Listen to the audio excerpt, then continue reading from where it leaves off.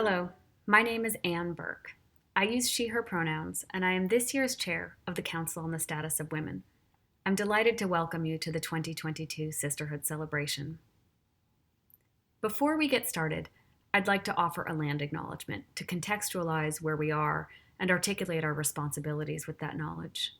It's important to acknowledge the history of the spaces we occupy, to understand and unlearn the ways we've been socialized within systems of oppression that are still present today.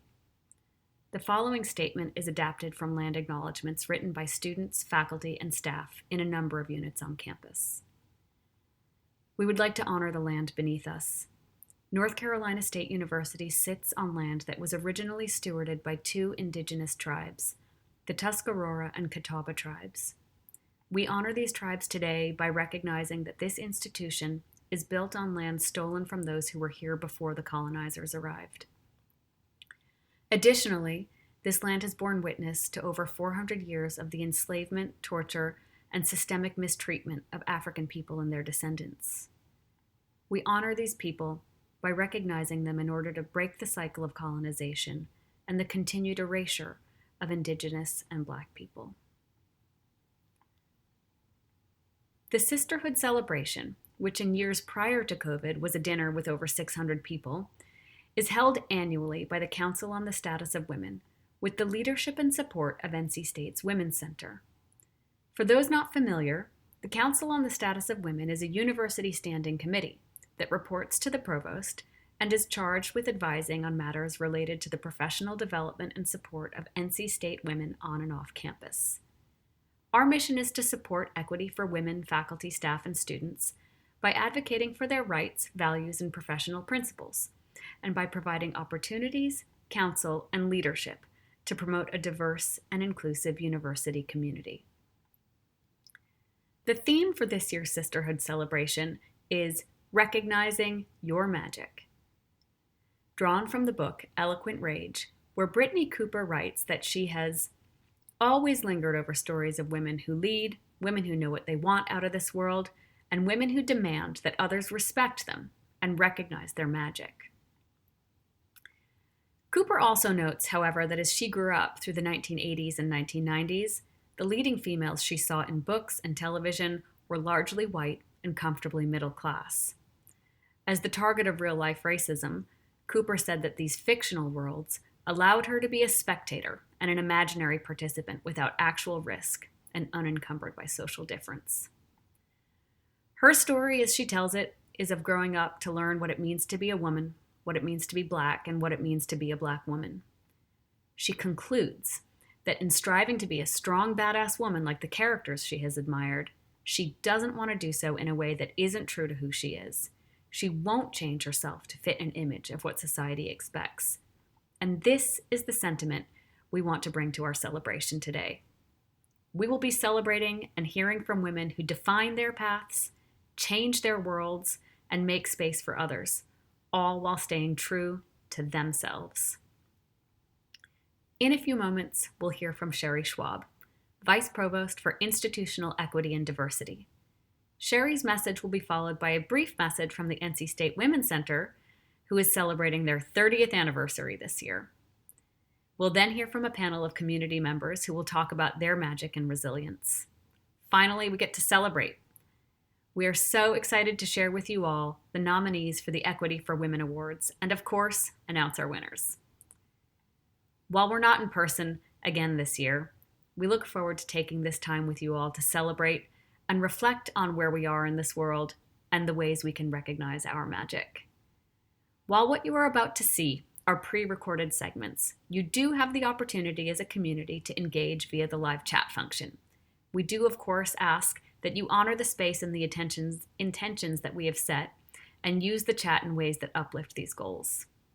We encourage you to shout out and congratulate your peers during the Equity for Women Award nominations and acknowledge and provide support and solidarity for the community panel. We invite you as a participant today to help us as a community see and hear about not only where we're doing well regarding gender equity, but also where we need to continue to evaluate and find places for improvement. The chat function will be live throughout the event and will become a part of this recording once complete. Thank you again for joining us today.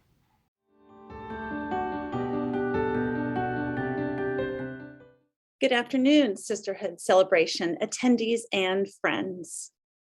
Once again, I want to welcome you to our virtual event. While many of us remember the in-person Sisterhood dinner that we've proudly hosted for decades, filling the ballroom with its own form of magic in the form of fun, food, and sistership, we've adjusted to our online pivot and hope you will enjoy today's video program, at least until we can one day return to our traditional get-together. A surprise benefit of our online format is the ability to engage people more flexibly than we ever have before. For example, people everywhere can tune into this program. That gives us the opportunity to include more people in this celebration, and we welcome our Wolfpack family, both far and near. We invite you to leave a comment below the video just to let us know where you're tuning in from. And don't forget that you can make a positive impact from wherever you are in so many different ways. Speaking of making a positive impact, I want to take this opportunity to thank the Council on the Status of Women, which does such important work for our campus. The members of the council advocate tirelessly to create an ideal place for women to succeed, whether that pertains to climate, policy, programs, activities, or other areas. Over the years, the council's efforts have improved the university in many areas relating to gender equity, which has led to a more equitable NC State for all. As you may already know, two of our campus community centers are celebrating their 30th anniversaries this year. The African American Cultural Center, established 50 years ago, moved into the Witherspoon Student Center 30 years ago. And the Women's Center was founded and found its first home in Nelson Hall 30 years ago. Both centers have worked collaboratively, especially over the last 4 years, to embrace an intersectional approach to their programming that increasingly includes facets of both the diaspora and gender. For example, the Cultural Center has collaborated with the Women's Center on intersectional art exhibitions and projects that examine themes important and relevant to both identities. As we celebrate the 30th anniversary of the Women's Center this year, I personally remember that inaugural iteration of the Women's Center in Nelson Hall. I was a new graduate student here on campus, and it was so important for me then and for others like me across the years to have a place where people were supported and could feel the magic of sisterhood. The Women's Center was and still is a place of community, of support and learning, and of empowerment, such as celebrating Women's History Month in March, as well as participating in the Take Back the Night March every April. I'd also like to call attention to this year being the 50th anniversary of the revolutionary legislation of Title IX, without which the Women's Center likely would not have come into being. And hopefully our women's basketball team, which Title IX helped make sure was possible, will continue to be highly ranked, and that all children, regardless of their gender, will have equal opportunities to play, work, study, and succeed in all their endeavors. So as we look back over these milestones, it is truly exciting to imagine the possibilities that will emerge over the next 30 years on our campus and beyond. While we've made significant progress in many areas, we still have work to do. New efforts, such as our participation in the Sea Change Initiative, a national effort to measure equity in the STEM disciplines, will push further for equal opportunities in STEM and in education.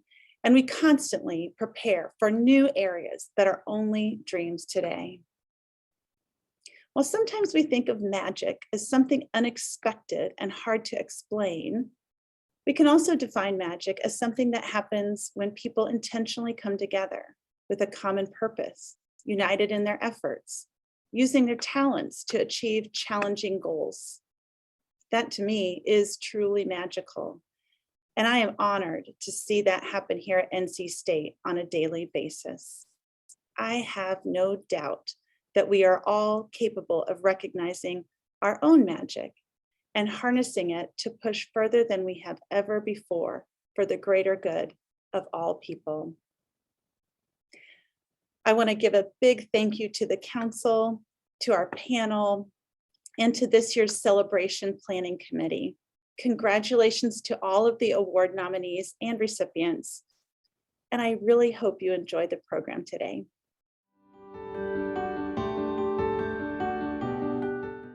Good afternoon. My name is Janine Cosson. I use she, her pronouns, and I'm currently serving as the interim director of the Women's Center.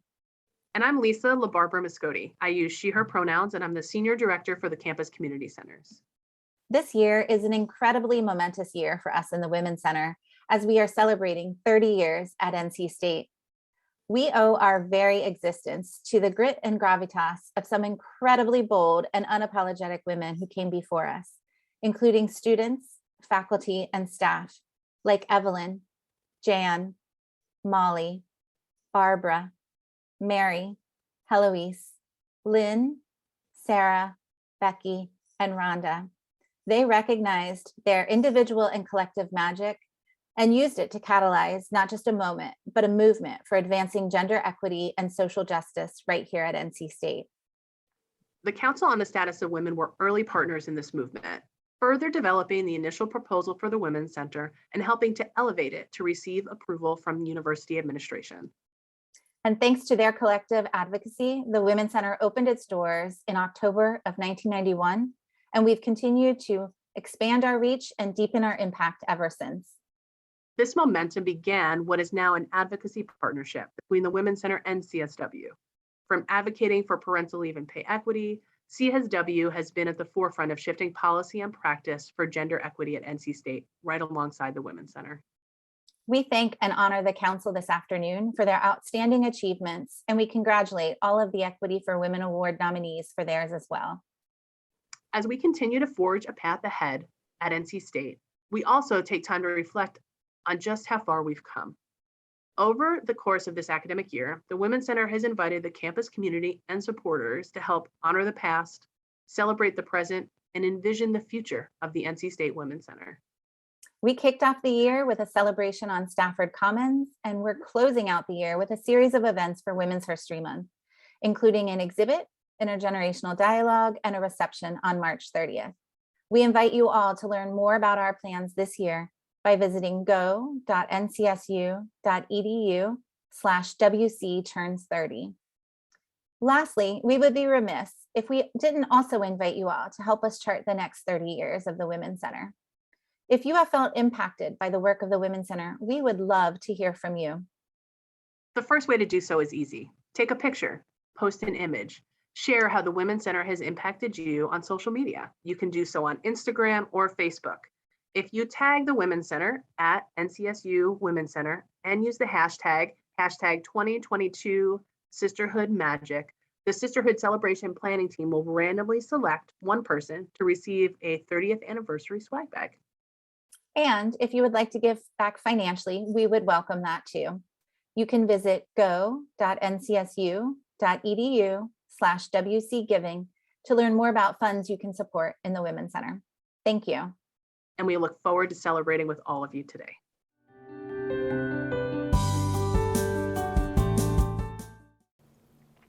We know that women have been making magic at NC State for the last 100+ years. We've seen this magic in our classrooms, community spaces, our boardrooms, and our everyday life around campus. In a time when we must continue to reimagine the concept of normalcy, we must also pause to reflect on the historical underpinnings that led us to this place and honor those who forge paths for a more equitable future. We stand on the shoulders of those before us, and we acknowledge and learn from their persistence, their fortitude, their joy, love, and selfless leadership. We learn from their magic, their stories, successes, and challenges, and we continue forward, striving to inspire others as they inspired us. To start off our thinking about magic, we've invited a few voices from across campus to help us start thinking about what magic looks like for them in the here and now. What brings you joy, magic, and meaning, especially when the noise of the world around you gets louder?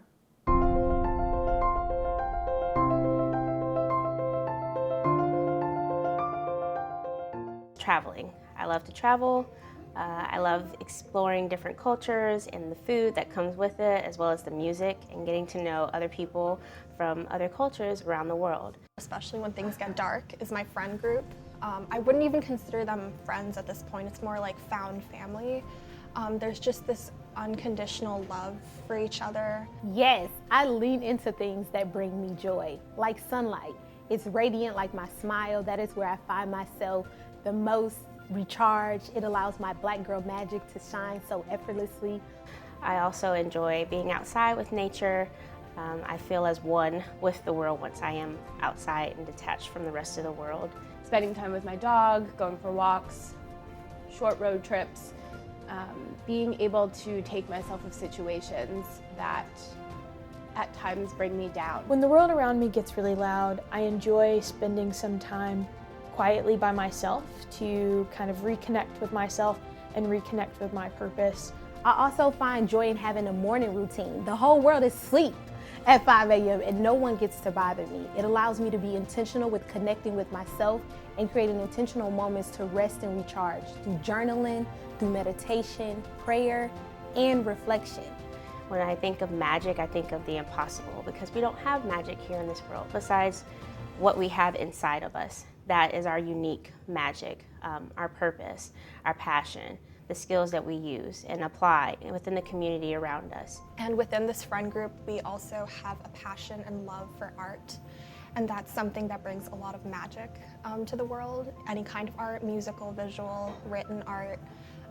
It just teaches us to be better people and to have kindness and love for each other. I think having those people around you to show you that support helps me and my magic kind of move forward and flourish in life. And knowing when to take a pause, to take a step back, to take time for myself, to journal, just to sit on the couch with a cup of tea and binge watch something kind of helps me to turn that noise down that is around me. Flowers bring me joy. In a petal of flowers, in a field of flowers, I find myself in a constant state of excitement. Flowers are in a constant state of bloom and they have so many healing properties. So I'm intentional with buying myself flowers every week, having them in my space, having them embedded inside my clothing. So it's very, very intentional. I also really enjoy being able to look at the work that I've accomplished in my own life, but also the work that my colleagues and others have accomplished. I think it really inspires me to make sure that, you know, I'm fulfilling my purpose, and fulfilling my purpose is impactful and really rewarding today and tomorrow. I think all of those things are so important, especially as we are in a global pandemic and in the height of racial injustices. It's important that I take time to pause, relax, and recharge. And when the world gets louder around me, I just try to stay grounded within all of those concepts, making sure that I'm being a great friend, being a good colleague, enjoying myself, being one with the world, and being one with nature. That's what brings me joy, magic, and meaning. Following our Community Stories approach from last year, instead of one keynote speaker, we chose to feature multiple speakers and a panel to bring life and voice to the Brittany Cooper quote, "I have always lingered over stories of women who lead, women who know what they want out of this world, and women who demand that others respect them and recognize their magic." Dr. Deanna Daniels is Professor of Communication and Dean of the College of Humanities and Social Sciences. Her research explores theoretical and curricular protocols for teacher development, as well as instructional models for designing, implementing, and assessing communication within the disciplines. She has published widely in the areas of teacher training, communication across the curriculum, pedagogy, design and engineering education, business and technical communication, oral communication, and professional identity construction. Her work also explores communication-related questions in teacher development and training.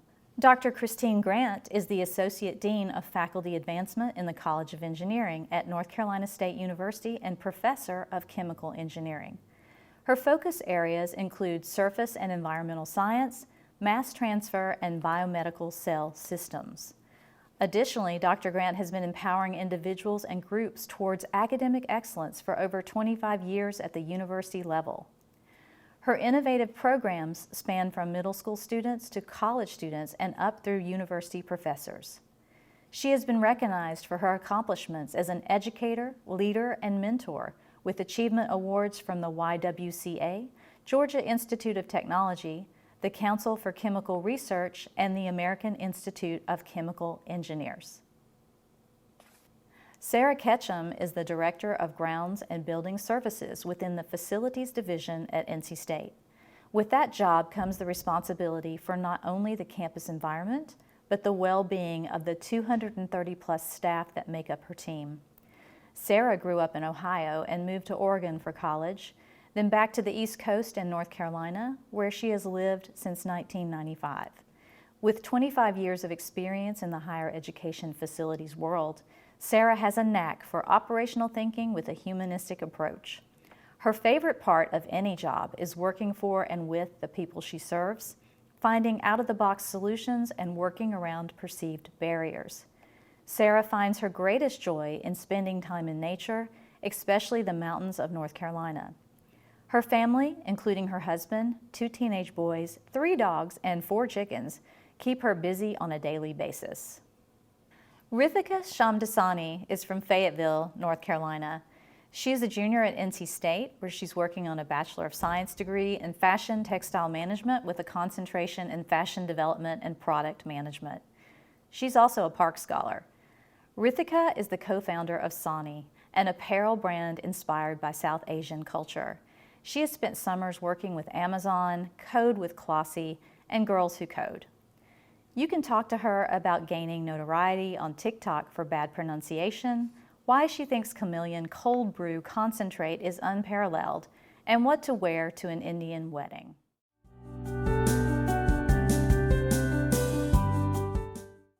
Hello to our fabulous panel.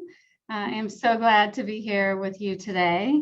My name is Deanna Daniels. My pronouns are she, her, hers, and I am Dean of the College of Humanities and Social Sciences and a professor of communication. And I just want to welcome the 3 of you today.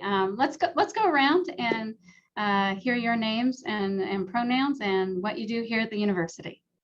My name is Sarah Ketchum. I use she, her, hers pronouns. I am the Director for Grounds and Building Services at NC State, which is part of the Facilities Division. My name is Christine Grant. I'm a faculty member in Chemical and Biomolecular Engineering and the inaugural Associate Dean of the College of Engineering in Faculty Advancement. My pronouns are she, her, and hers. Thanks, Christine. And I'm Rithika Shamdasani. My pronouns are she, her, hers, and I'm a junior at the Wilson College of Textiles, where I'm studying fashion development and product management. Thanks, Rithika. Okay, let's just launch in. I have to admit, this first question I'm going to ask you just gave me goosebumps because I'm so excited to hear your thoughts about this. So, what does magic mean and look like to all of you? Now, I will say, I'll share with you, I do actually have a magic wand on my desk to remind me that we make magic every day in so many ways. So I'll share, that's why this question just gave me goosebumps. So what does magic mean and look like to you? And I'll open it up to whomever would like to start. I'll say for me, one thing that came to mind kind of immediately was finding a way to make a positive impact, finding a solution sometimes when people think something can't be done. And that really feels like magic to me. It's using like resources, whether it's interacting with other people or just kind of finding those little cracks and saying, hey, we can find a way to make this happen. And usually when I am able to work with others to do that, at the end of the day, I go home and you kind of do, you feel like magic or Wonder Woman or whatever other way you want to look at it. But it's that feeling of there are ways to make it happen. And a lot of times it's working together.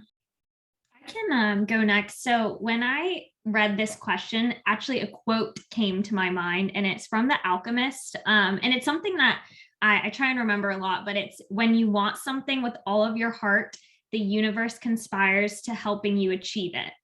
And to me, I feel like that quote kind of embodies my perspective on what magic is, because I feel like magic and passion really go hand in hand. When you really care about something, when you are working towards like a common goal with someone else, like there's a certain amount of hard work that you put in, but then there's also sometimes the universe just giving you the pat on the back where it's like, you can do it, kind of thing. So I feel like that quote really embodies my perspective on magic. So I'm still thinking about this. I will have to say that I actually don't use the term magic. So I'm like, okay, magic. Let me see. I saw something on TV. It was so. I guess the only thing I can relate to is just to say of my colleague, a magical experience. So when you make a connection with someone, when I think of magic, I think of kind of haphazard, random. But I think about everything has an order to it, and so this idea of things kind of lining up, and wow, that person knew that person and knew that person, and wow, we made a connection and we're going to make something happen. So that's what I would consider magic in terms of how people interact and make a connection and connect.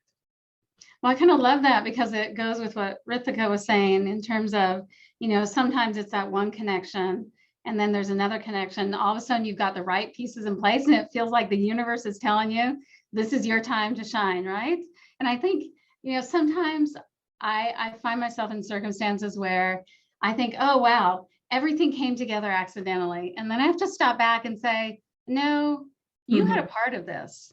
Like you took step one to lead to step two, and it all came together. So I love this idea of kind of making magic and recognizing when that magical experience happens, like you said, Christine. I think there's kind of both and in those scenarios, right? Recognizing magic when it's coming to you, and also saying, here's a time, let's step up and do it.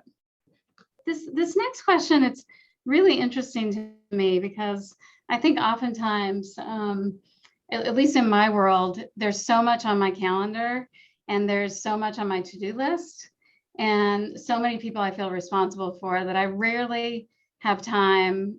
I have to make time for myself and make space for myself that isn't encroached upon by others. So here's a question. Tell us about a time in your career where you worked to claim space for yourself, or alternatively, when you really felt like it was important to claim space for others with whom you were working.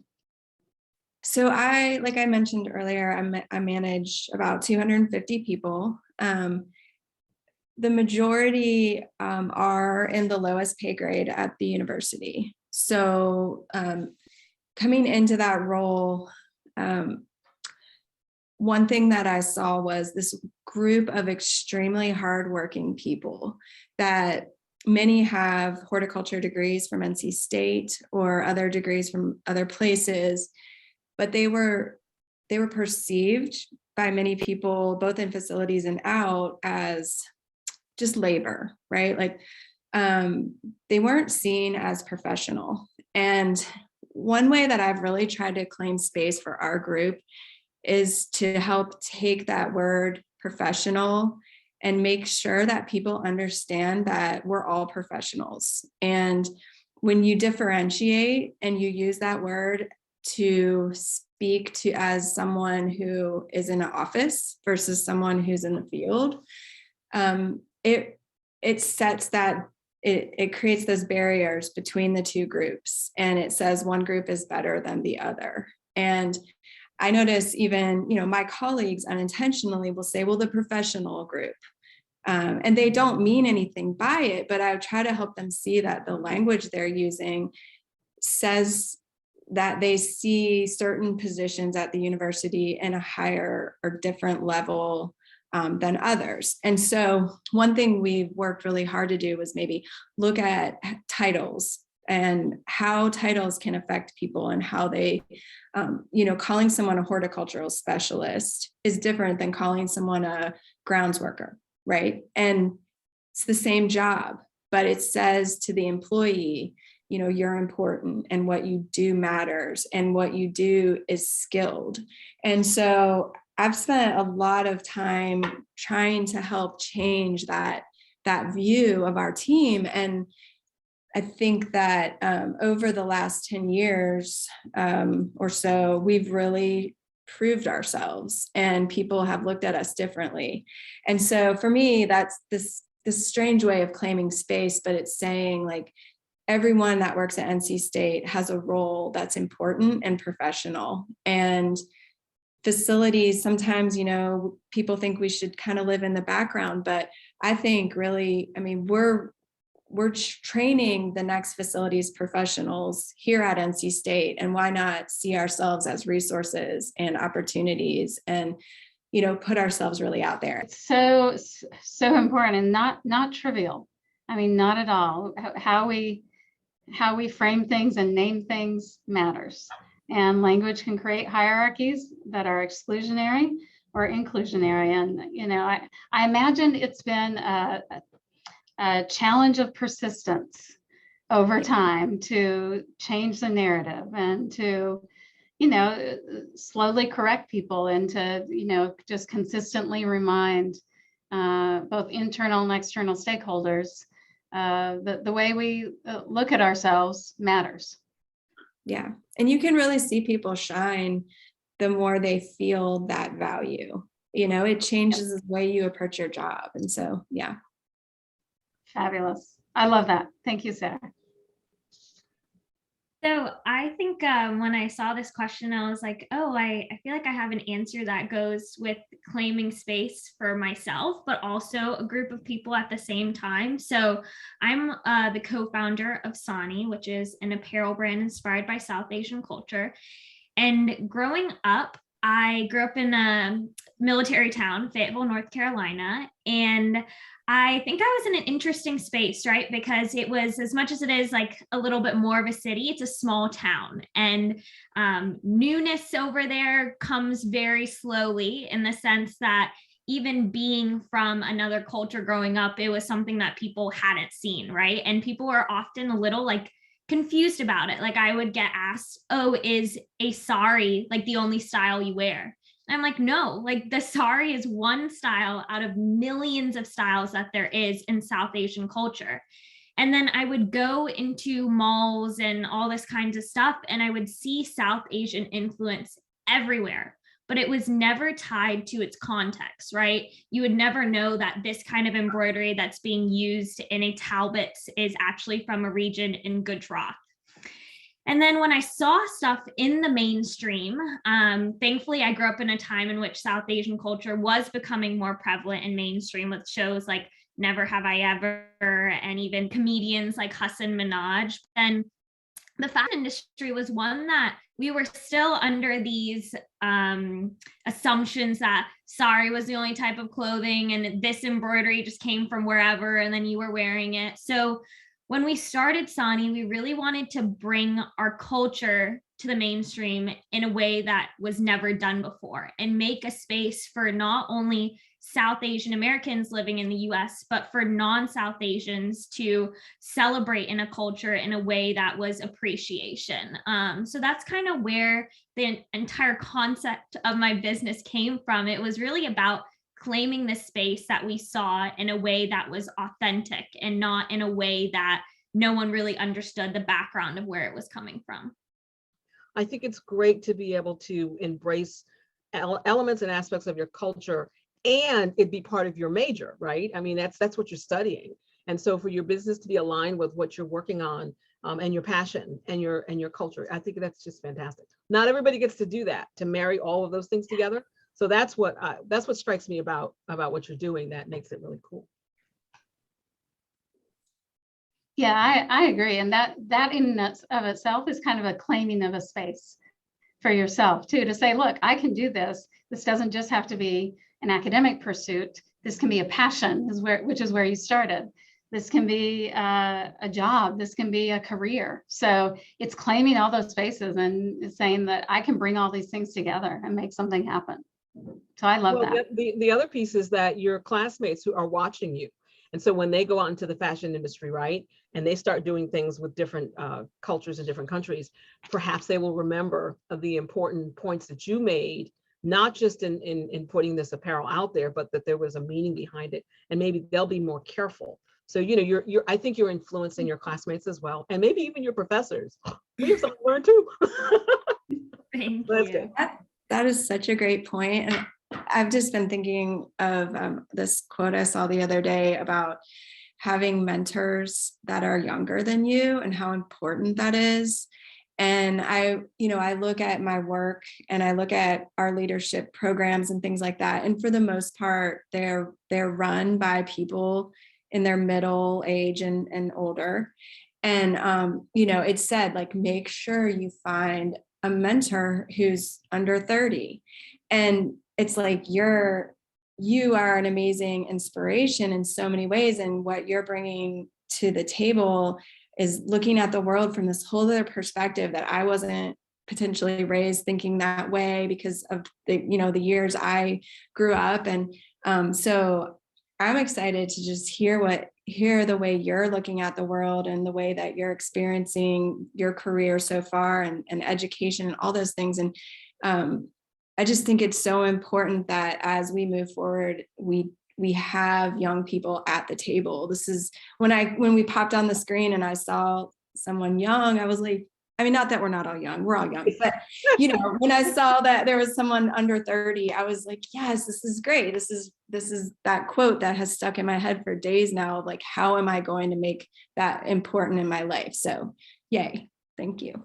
Yeah, I love that. I've for years and years said I've got an 18-year-old daughter and said she is my toughest teacher and my most inspiring teacher and mentor. So I love that, holding to the idea that mentorship can span generations, et cetera. I love that. So okay. Go. Can I respond to something Sarah said earlier? Yeah. I wanted to give an example. I really love what you talked about with the grounds staff and what they do. I had an opportunity during the pandemic, and there's a article somewhere in the bulletin at NC State called "Granting Gifts of Something." It was an article they did on something I did, but basically I love to make jewelry. Okay, and I make jewelry all the time. I'm always sitting around making jewelry, and during the pandemic I was really making a lot of jewelry, and I remember thinking about the housekeeping staff and how they had to come to work, and that this is before vaccines and all this other stuff, and I remember being struck by the fact that housekeeping month was coming up, or housekeeping week I think it is. And so what I did was I put together like these packages, probably like 300 of them with gifts and notes and all kinds of things, and gave them to the staff and the housekeeping staff through their leadership around campus. And they wrote this article up on me. And the thing that was really striking about this was that my grandmother worked in homes in upstate New York. And so the fact that these folks who look like me, the majority of the folks on campus who look like me, are in these roles, that's closer to me than my colleague down the hall in terms of culture, actually, because of how many generations we are away from those job opportunities and or lack of job opportunities or jobs in those areas. And the other thing that really struck me about that they covered in this article was the fact that you talk about mentoring. When I was a new faculty member in a building over on main campus, there was an African-American woman who was, I don't want to start crying, part of maintenance. And she was like a grandmother to me. And she mentored me. She told me about the place and how it worked. And she encouraged me as being the only Black woman in the building. And she just, so there was something that I have received from the housekeeping staff over the years, something that is intangible, that nobody can understand except me. So for me to give back to them in that way was kind of coming full circle, and being able to have the university celebrate it was really cool. But it goes back to what Sarah said about all of us having a role on this campus to play, and all of us being, we are pretty hierarchical. I mean, we are, but any way we can go in and kind of tear some of those hierarchies down. We're talking about women, right? I think it's really important. And so Sarah, thank you for doing that as a part of your everyday work, right? It's really important. So, all right, so I'm good, I didn't cry. Yeah, no, Christine, thank you. That's just absolutely beautiful. And it reminds me that, you know, we find our mentors and we find magical synergies, sometimes in places we don't expect it, right? Yes. You know, and sometimes those are long-term relationships, and sometimes those are, you know, one interaction for which my day has completely changed with someone who is virtually a stranger, but who has taken the time to connect and create a space for me to be exactly where I am. And so it's beautiful that you took the time and space to do that for the housekeeping staff. And I love the connection to your own identity. Right.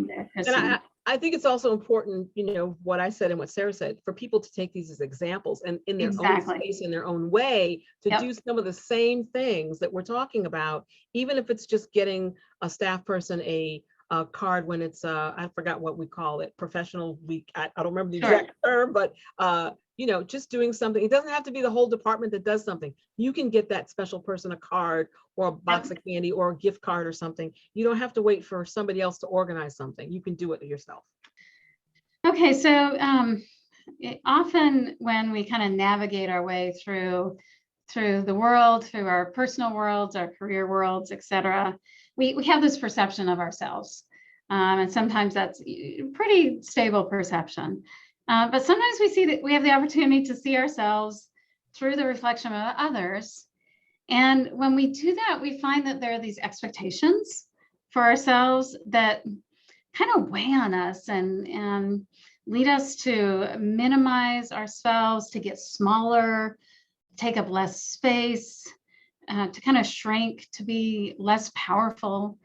And so, you know, I guess I'd ask is, can any of you share an experience when that has happened to you, and how did you work your way through it? And what advice would you have for others who might find themselves shrinking in light of society's perceived expectations for who they are? That's a very long question, so take whatever part resonates and aligns with your heart. I'm trying to kind of figure out how to say.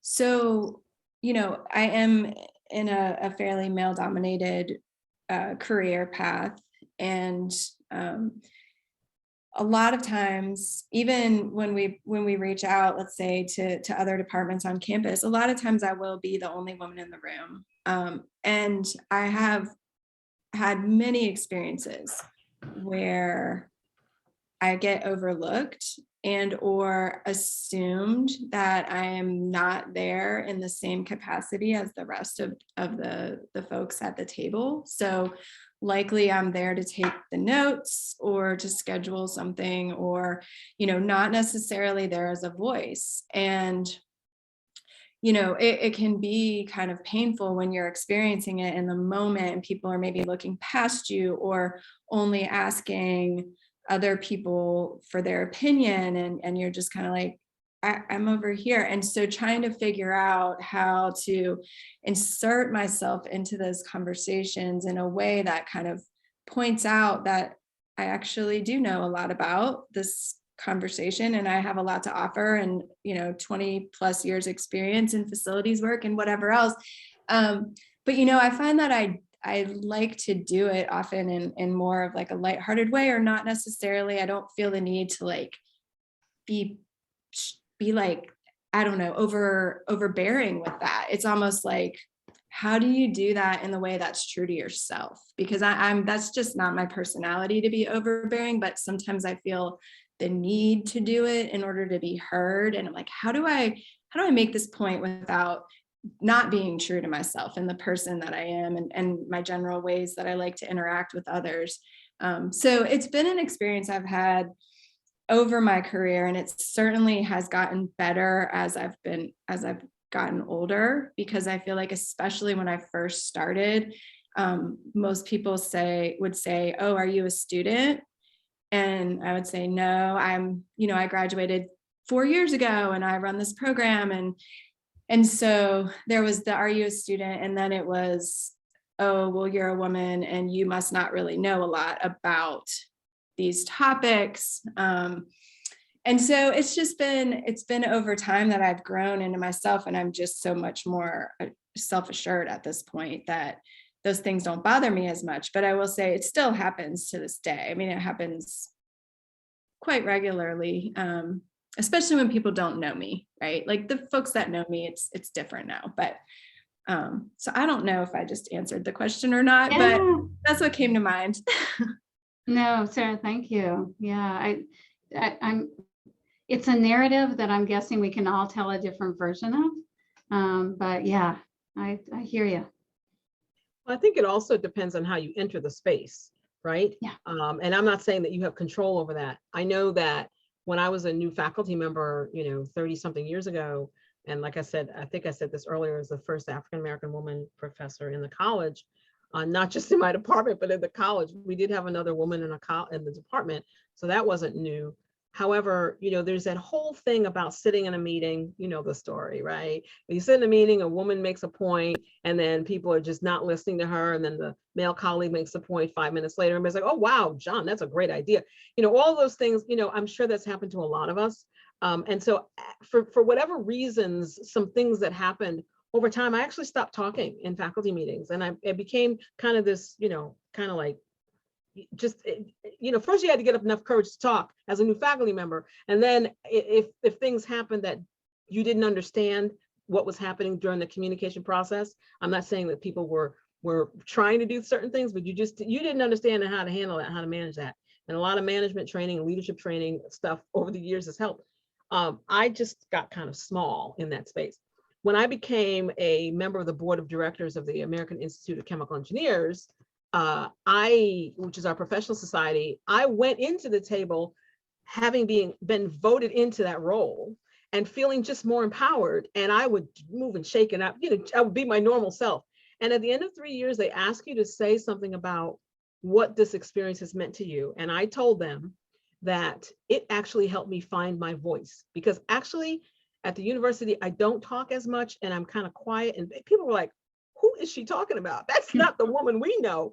But so Sarah, what I mean when I say entering the space, I entered that space in a different way, and I felt more empowered when I walked into the space.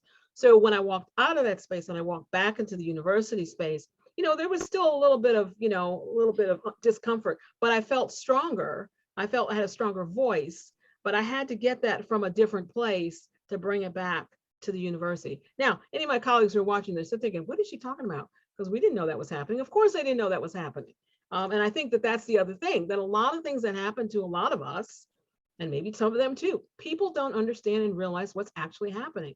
My journey at NC State has not been a bed of roses. I will not share all of it here, but it has been challenging. There have been some really big challenges.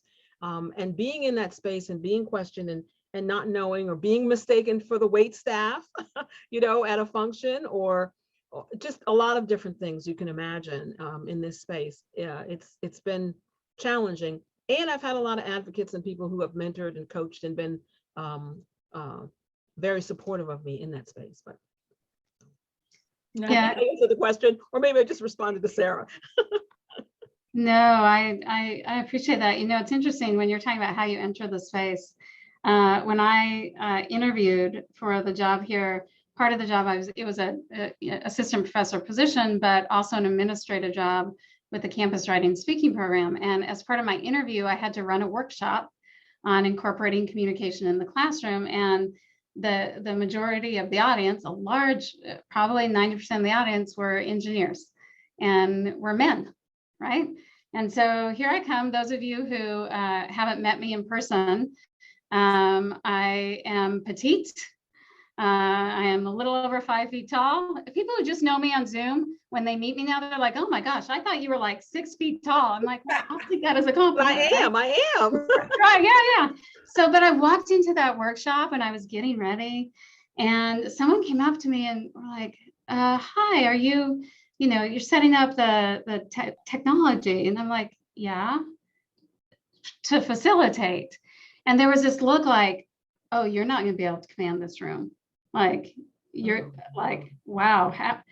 And I remember at the very end, the very same person walked up to me and said, I had no idea something that big could come out of someone that small. And I was like, that was a compliment. Yeah. But I share that because, you know, I think like when I think about shrinking and owning my space, you have moments where you realize that people see you in ways that where they draw assumptions like both of you have shared. And sometimes it's a battle working against that. And sometimes it's just a matter of, you know, stepping into that space, right? Yeah. So Ritika. Yeah, no, it's so funny because I feel like my experience I'm about to share is like a combination of all of these things. But a little story is I've designed some bridal outfits, and I've had people come to us asking them to design bridal outfits. And I specifically had one client who was really interested in designing an outfit for her wedding with us. We were going through the process. I had already sketched stuff out for her. She was liking these things. We were doing fabric sourcing for her. And then she asked me a question. She said, "How old are you?" And I was like, I'm at the time, I think I was actually 18 or 19. So I said, I'm 18 or 19. So had she met you in this whole process? Had she met you in face to face? This was her meeting me in person. Yes. For the Otherwise, first time. Yeah, for the first time. Okay. All right. Gotcha. Yeah. And I answered that question, and her face just dropped. So I expected the face drop, like not surprised besides that. But then after we left that meeting, I got an email from her 20 minutes later. "Hi, I don't think I'll be able to continue working with you. If you can please give me my deposit back, that would be great." And obviously inside of me, I said, what did I do? Where did I go wrong? Like 10 million questions were going inside my head. And I asked her, I said, if you wouldn't mind, could you share like what could have been done better? Because I'm a little confused. And she said, "After I heard your age, I don't think you have the experience to complete this outfit." And my heart dropped because I was like, my age, like I've done everything up until this point. Like she's seen the work that we've done with past bridal clients. Like I didn't think age was a reason for someone to just quit working with you in the middle of doing something. And so that really discouraged me. And for such a long time in every room, I tried to avoid any conversations about my age, any conversations about where I was, if I was in high school, if I was in college. I, in fact, even tried to dress older sometimes because I was like, okay, maybe if I dress older, they won't even ask and they won't assume. And then just like, it was actually recently, like this was going on for a while in which I was just like, let's not talk about how old I am. And I was like, I can either let people like that take up space in my life, or I can be the ones to say, I don't want to work with you if you're not comfortable with my age. And I think that's just two different ways of looking at it, because I can't grow any faster. I can't automatically be 23 overnight. Like that'll never change. So the only thing that can be done is if they're not willing to respect the talent that we bring to the table, then there's no need to give them the time of day. And that was something hard for me to learn because I was always a people pleaser, make sure to do everything, take on everything. But I think that also came with time to realize that that's sometimes not the best way to go about things. Well, and with that story, you have illustrated that you are wise beyond your years. I mean, honestly, to have the fortitude to say, no, you know what? If you can't respect the talent I bring to the table, and if age is something that's making, then guess what? You're not the kind of client that we want to work with. And that's incredible. Thank you. Thank you. Well, I think sometimes we compensate, sometimes we overcompensate. And I think you started to do some things and then you kind of caught yourself and said, no, I'm not going to do those things anymore. I think we all do that at some level. I know that when I'm in conversations with people, maybe at professional society meetings, I will sometimes drop information, Sarah. you sparked this in my head when you were talking. I drop information about, oh yeah, well, I'm on the faculty at NC State. Just like weave stuff in there so that we kind of get rid of that stuff, right? But one of the things I know that I did when I first started is I had, whenever I would take an official picture, I would take a picture with my hair pressed, kind of this really, there's a whole lot of thing about Black women and their hair. There's a whole series on that. I think we've done some stuff at NC State on that, but I would have my hair in the traditional kind of, I want to say European, it's really straight. And I would take all my pictures like that. And then at some point I started wearing braids. And then at some point I went like totally natural. And I have the progression of how I started to feel more comfortable, because I realized that if I'm the only Black woman in the college, I'm the only Black woman in the college. Do my colleagues really care about how my hair is being worn? No, because I'm still the only. But it took a while for me. That was a journey I went on to realize that no, you don't need to worry about these things. You just be who you are.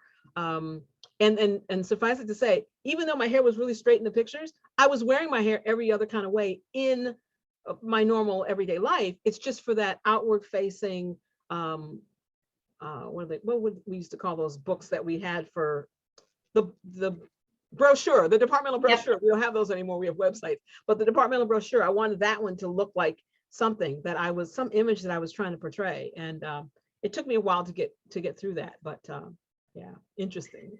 All right, so this last question I'd love, so I'm so excited to hear from each of you on this. What brings you joy, magic, and meaning? Here's this magic again, especially when the noise of the world around you constantly gets louder. So for me, it is nature, 100%. It is in my perfect space. It's a river with the sound of the river, and my dogs are there and they are free to run and romp and enjoy that moment with me. And that can just center me when I need it. And it can be going to Lake Raleigh, it can be going to Brevard or Oregon, where I went to school. It doesn't have to be a big deal. It can just be walking out into my backyard, hanging out with my chickens for a minute, and just sort of like reconnecting with nature. And that's really kind of, to me, that's just the basis of it all. And it can fix a lot for me if I'm starting to go, having struggles or difficult times. So for me, that's the answer. Oh, I was just gonna add on to the animal thing, because we actually got a kitten during the pandemic, and he's not only like the joy in my life, but he's like my parents' new favorite child. So no one can compare to little Leo. And I have to agree with the nature component too. And I think another part of that too is like even staying active is really big for me, because anyone can tell you I'm a terrible person if I haven't worked out. Like, you don't want to be around me. But specifically when looking at like the joy, magic, and meaning portion of this question, I would say another really big thing is the people that are in my life, and the people I can even share like the magic component with, I guess you could say. So I guess when the noise is pretty loud, I try and surround myself with people that I care about, people who care about me, and people who I know I'm just going to be around, and their energy is positive and they're going to make me feel better, no matter if we're sitting on the couch watching a movie or outside shoveling snow. So I think that's really important when it comes to making sure that joy stays more prevalent than the noise that can sometimes overwhelm us. Those are exciting things. I'm trying to still convince my husband to get a dog, but it hasn't worked yet. I had dogs when I was growing up. I would say that the thing that brings people know me the most joy is my jewelry making. And it's because it's something I can do. You don't even know if I'm doing it now. I'm not, but that's the beauty of Zoom too. So my tools and my beads and my stuff is never far from me. I have lots of boxes and bags and just, I go all over the place. Whenever I'm in a city, I'll have to go to a bead store, and it's just so exciting to me. And, I do have an Etsy site. I do have a Poshmark site. The biggest joy for me is giving it away. So people say, well, how did you get those 300? And I said, look, I'm not really into sports. My husband is, my son is, but I will sit in a room and watch sports with him, and I'll make about 1 billion necklaces while I'm sitting there, So I think for me, it's a way for me to be in spaces and not get, I don't want to say bored, but just have my own thing that I'm doing, and being able to make some accomplishment as the time is going on. I've done it at funerals. I've done it at, which sounds horrible, right? But in my husband's culture, the funerals go on for like 4 hours, and they're this big, a lot of dancing. And so I would just sit in the back, because I can't always understand the language, and I'm sitting in the back and nobody knows what I'm doing. But when I'm done, I give like earrings to everybody around me, and so I think that and seeing the joy in people's faces for that, whether it's people at the university, whether it's people at church, whether it's friends, that to me brings me great joy. I love to sing. I'm not in a choir right now, but I do love to sing. And my girlfriends, and playing the piano. I'm actually working on some Chopin now. I only played Beethoven, and I figure, well, if we're stuck at home, the piano's down there, let me pull out this music. And so I'm teaching myself Chopin, remembering how it sounded when my mother played it many, many years ago. And so I think getting back to those things that we did when we were young, kind of the crafty things, and giving ourselves space to do it. And it doesn't have to be big and huge, right? It could be, it doesn't have to cost a lot of money either. I think walking in nature is cheaper than all the beads I have. Yeah, no, I love this. I resonate with something that each of you said. I'm a workout enthusiast, and I love running because that's my space, right? I retaught myself from when I was a child how to crochet during the pandemic, and basically crocheted things for all of my colleagues and sent them, and just loved it. And it gave me something to do that. I'm also, you brought up piano and music. I'm a theater nerd. I adore art. I guess I'll say art in general, like to be immersed in the brilliance of a beautiful piece of art, work of theater. That's, and to have it strike me in a way that is so poignant, and that actually it brings meaning to all other parts of my life. And I adore it, absolutely adore it. So, thank you, all of you. I will say, we started with the question, what does magic mean and look like to you? Kind of like the warm question. Well, I've got an answer to that. This right here has been magic. Just hearing the three of you share your authentic selves with each other and with me. That's what magic is, and that's what we hope that we can model for others. So I want to thank each and every one of you. I have thoroughly enjoyed getting to know you all better. You all will receive an email from me. So I've got follow-up question I want to learn more about. But thank you for bringing magic to this room, and thank you for being the magic that you are. I really appreciate it.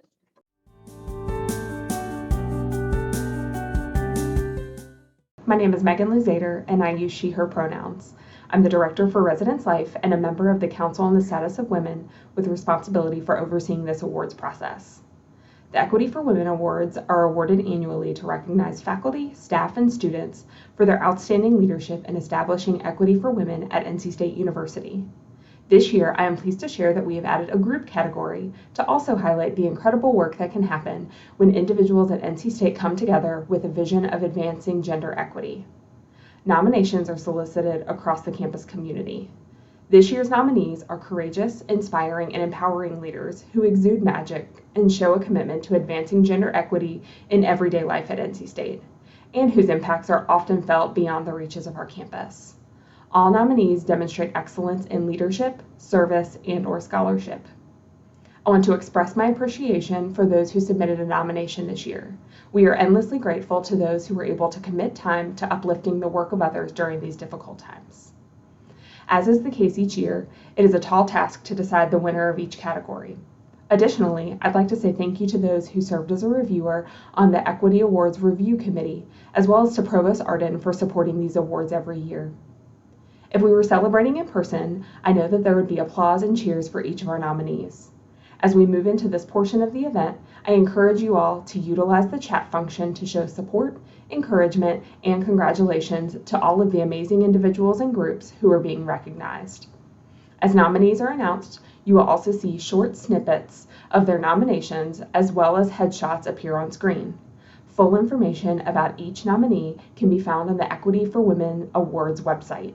Details and links will be shared at the end of our event. Some members of the Equity for Women Awards Committee will be helping announce the winners, but first, I have the pleasure of presenting our winner for the faculty category. This year's nominees are Dr. Joy Gaston Gales, Dr. Katarina Stoppelman, Bonnie Hancock, Dr. Cassandra Kwan. The 2022 Faculty Equity for Women Award goes to Dr. Joy Gaston Gales. To highlight a portion of this nomination, Dr. Gales was recently elected and currently serves as president of the Association for the Study of Higher Education and is the second Black woman and the fifth Black person in 46 years to lead this organization. In her role as president, she uses her platform to promote equity within the professional association for the benefit of all members, particularly those who are underserved, which includes women. She identified humanizing higher education as the focus of the annual conference and is challenging members to consider this as a call to action for our scholarly community to revisit what we've learned and what we are learning from this period in history and the centuries of systemic oppression that preceded. Dr. Gales has successfully chaired and co-chaired 21 doctoral student committees and has served on over 40 dissertation committees. The overwhelming majority of these students she has mentored in this capacity are women and students of color. In addition to all this, in the past 12 months, she's provided 5 invited keynote addresses, including the presentation, Advancing Diversity, Equity, and Inclusion in Research and Practice for the University Research Community. Please help me congratulate Dr. Joy Gaston Gales. Hello, my name is Janice Seitz. I use she, her pronouns and am the Associate Director of Marketing Services for the McKimmon Center for Extension and Continuing Education. I am a member of the Council on the Status of Women and the Sisterhood Celebration Planning Team. I have the honor of presenting this year's Staff Equity for Women Award, as well as this year's Student Equity for Women Award. This year's staff nominees are LaTasia Priest, Karen Sims, Dr. Stephanie Helms Pickett. The winner for the 2022 Staff Equity for Women Award goes to LaTasia Priest. I want to take a minute to read a little bit of this nomination. She developed Textile, Her Story, an event to showcase Wilson College of Textiles women during Women's Her Story Month in 2021, and is a member of the Wilson College Textiles Diversity and Inclusion Committee. As a member of this committee, she supported the inception and launch of the Textiles D&I Fund. She is actively engaged with our students and made them feel welcomed and understand the value and importance of their scholarship and the meaning of giving back. Through these relationships, we hear more from our students on their willingness to want to give back to NC State when they are able to do so, whether it's through monetary gifts or services. Through her connections and abilities to build relationships, LaTasia has advanced women's equity in a high priority area to ensure women are represented and, most importantly, heard and valued. Please help me congratulate LaTasia. For our students, this year's nominee and award recipient is Vicki Tang. I want to take a minute to read a little bit of Vicki's nomination. She has written poetry for women, led a dance club, and helped the Food Science Club with the dairy bar during the state fair for at least 18 hours.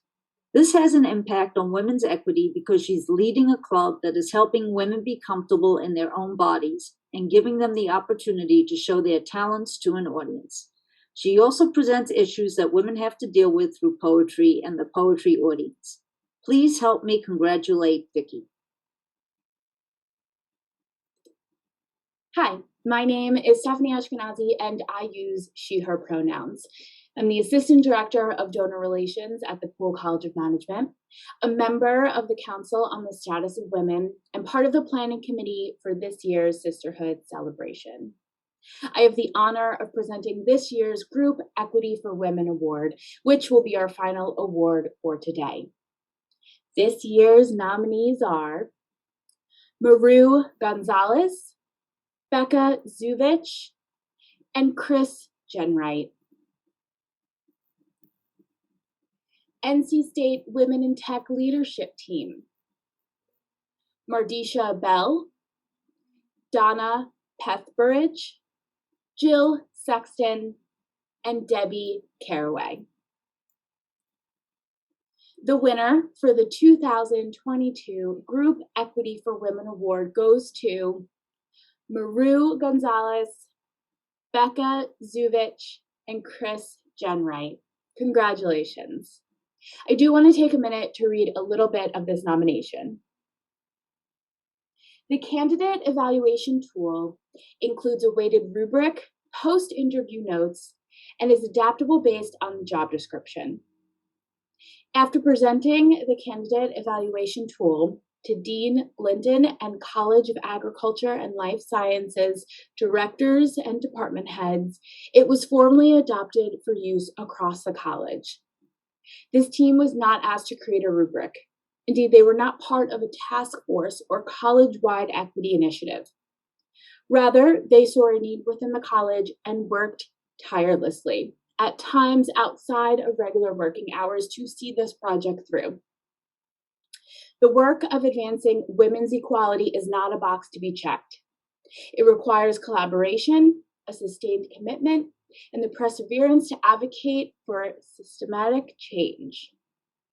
This team collaborated to develop the candidate evaluation tool and search committee expectations with the purpose of improving assessment and mitigating biases in the CAL's hiring process, thereby advancing women's equality for current and future NC State employees. Indeed, the impact of this team will be felt for years to come. Please help me to congratulate Maru, Becca, and Chris.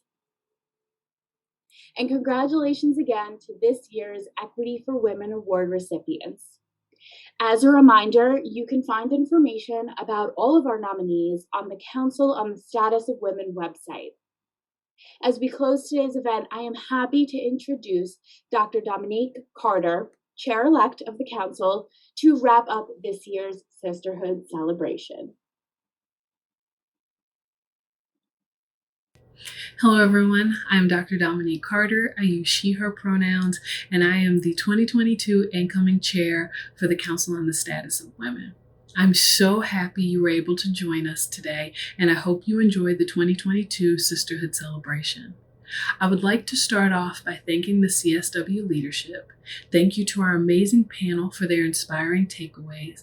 And most of all, I would like to express my sincere gratitude to the Sisterhood Planning Committee for an incredible event.